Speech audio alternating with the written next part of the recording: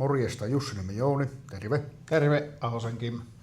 Joo, tänään piettiin Oulussa tässä Mäkelinin katu 29, eli puhutaan Järkästä tai järjestötalossa, missä Vasemmistoliiton toimistokin Oulussa on, tämä Pohjois-Pohjanmaa. Ja meillä oli Kimin kanssa vähän tämmöistä kansankahvilaa, missä jo tämmöistä eduskuntavaalilämmittelyä meillä on. Ja meillä oli siinä aika laajasti teemotusta, että alkoisitko Kimi vähän? No joo, meillähän oli teemotusta hyvinvoinnista liikenteeseen, raideliikenteeseen, alipalakkaukseen ja kaikkeen, niin oikeastaan kaikista tämmöisistä aiheista, mitkä tällä hetkellä on meillä täällä Suomessa tämä oikeistohallitus vienyt ihmisiltä huonompaan suuntaan. Kyllä, erityisesti niin kuin Paavo Teittisen pitkä vuoro niin nousi niin kuin hyvin voimakkaasti esille ja siitä, että miten suomalaisessa työelämässä niin kuin alipalakkaus rehottaa monilla aloilla. Että tämä marjanpoiminta-ala on yksi niin kuin pikkusiipasu siitä, kun me tiedetään, että telakoilla on ollut näitä tapauksia jatkuvasti.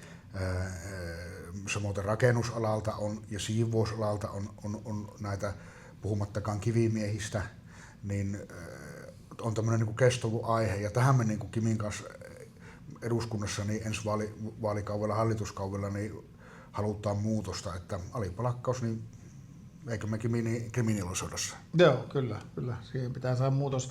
Meillä on kuitenkin sellainen ajatus, tai sehän on, tiedetäänkin, että tämmöisillä pienipalkkaisilla, vähävaraisilla, jopa keskipalkkaisilla tänä päivänä Suomessa, niin se kaikki raha menee kulutukseen, kun elintason kustannukset on noussut hyvin paljon ja siihen kun lisätään joku alipalkkaus vielä siihen päälle, niin ei hyvää heilota, halutaan muutosta siihenkin myöskin. Mutta puhuttiin me myös näistä pehmeistä arvoista, eli tämmöistä ennaltaehkäisevästä hyvinvointityöstä.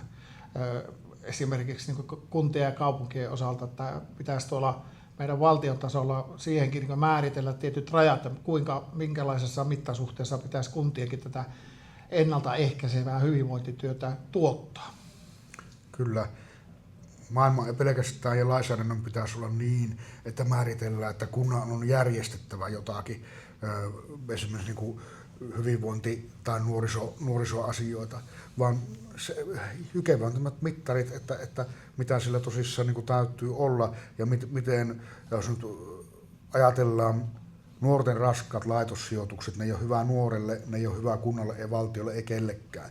Ja ainoastaan niitä ehkäistään sillä, että niin kuin nuorten ja lapsiperheiden niin kuin heitä tuetaan, heille luetaan, niin kuin, tuodaan se hyvinvointi sille ihmiselle sinne perheeseen, jotta hän ei syrjäydy tai kriminalisoidu ja joudu sitten siihen kierteeseen. Ja se on niin kuin, kaikki häviää siinä. Ja se on aina niin kuin oikealla ja mielestäni nämä on niin kuin vaikeita mitata kuin Excelissä enää, mutta kun ne laitossijoitukset, kun päinvastoin, jos me niin kuin vasemmalla laajalla halutaan ennaltaehkäistä, että meillä on enemmän nuorisotöitä, enemmän tukipalvelua perheelle ja palvelua sinne niin kuin suoraan nuorille, jotta he pysyvät niin kuin yhteiskunnan ja elämän syrjissä kiinni. Niin kun ennaltaehkäisyyn laitetaan rahaa, niin se laskee totta kai, että ihmiset ei, nuoret kriminalisoidu eikä joudu sijoitukseen. Joo, ja sitten tässä yksi aihe, mistä mä kirjoitin tuossa somehenkin, niin, ja oli tuolla meidän niin Oulun vasemmistokin sivulla se kirjoitus, niin siitä, että tuolta koulutuksesta on viety aivan hirveän vähän rahoja nyt. Ja esimerkiksi toisen asteen opiskelijoille, jotka lähtee vaikka ammattikouluun opiskelemaan, niin yleissivistävät aineet on niin vedetty ihan minimiin. Ja nuorilla lapsilla tai nuorilla saattaa se koulupäivä loppua jo 12 tai 9-12, kun ei ole näitä yleissivistäviä aineita. Ja sitten jos 3 vuotta opiskelet sillä tavalla, että niitä ei ole ja siitä haluat lähteä jatkokouluttautumaan, niin sulla on 3 vuoden käppi siinä sitten yleissivistävistä aineista. Ja sehän jokainen voi ymmärtää, että kuinka paljon se haasteita tuo siinä esimerkiksi, jos lähdet vaikka niin AMKkiin, eli ammattikorkeakouluun opiskelemaan, niin sehän niin tuottaa varmaan sen, että osa ajattelee, että no en minä lähde, kun ei ole tietotaitoa näihin, tai lopettaa sitten ne AMK-opiskelut sen takia, kun ei enää niissä yleissivistävissä aineissa olekaan niin ajan äärellä, kun pitäisi olla. Kyllä.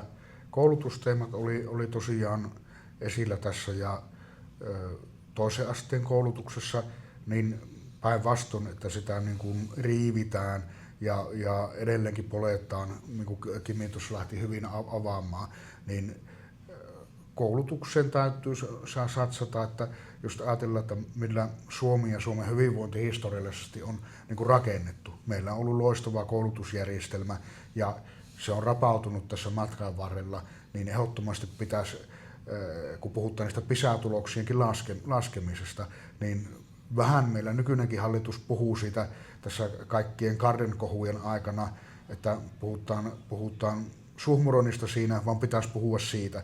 Esimerkiksi, että miten Suomi on jälleen PISA-kokoissa niin kuin maailman ykkönen ja meidän niin kuin koulutusjärjestelmä on jälleen niin kuin maailman paras, joka luo niin kuin nuorille tulevaisuutta ja hyvinvointia niin kuin vauvasta vaariin tulevaisuudessa. Joo. Ja meillä oli tosiaan täällä Kansankahvilassa tänään semmoinen 20 osallistujaa ja ikähaarukka oli niin kuin nuoresta aikuisesta sitten ihan eläkeläiseen siltä väliltä. Ja ensi kerralla, kun ollaan täällä Jounin kanssa tai jossakin muussa yhteydessä samankaltaisessa jutussa mukana, niin tällä kertaa unohdettiin striimata tämä meidän juttu, mutta ensi kerralla ei kyllä unohdeta sitä, että striimataan sitten, että kaikki voi seurata, että mitä me Jouninkin kanssa keskustellaan teidän kanssa. Ja meillä oli hyvä pöhinä täällä ja tuli kyllä haastavia kysymyksiä. Ja niin pitääkin. Näin on, ja osattiin jopa vastatakin niihin ja oltiin tyytyväisiä niihin vastauksiin. Eli jatkossakin tullaan varmasti tämmöisiä järjestää ja olet tervetullut tänne kuuntelemaan ja haastamaan meitä sitten tämmöisillä kysymyksillä. Kyllä, ja tosiaan vielä muistutetaan, että Kimin kanssa ollaan vasemmiston listalta Pohjois-Pohjanmaalta, Oulun vaaripiiristä, niin ehdolla eduskuntaa ja me ollaan menossa tekemään niin kuin parempaa maailmaa kaikille, ei vain harvoille. Joo, ja sitten se mun slogani, että mä voisin nyt muuttaa tässä yhteydessä, että me ollaan sun puolella. Kyllä, kiitos. Kiitos.